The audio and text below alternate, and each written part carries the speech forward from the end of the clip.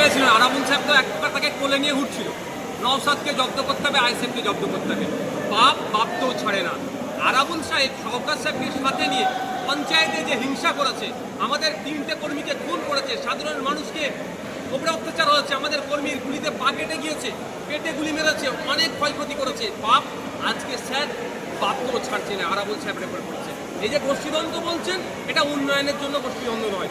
কে কতটা ওখানে ওয়েটল্যান্ড আছে দখল করবে, এই কোম্পানি আসছে জমি 30,000 টাকা শতক নিয়ে কানে বন্দুক ধরবে, না সই করলে মেরে দেবো, ওটা আবার 30 লাখে বিক্রি করবে।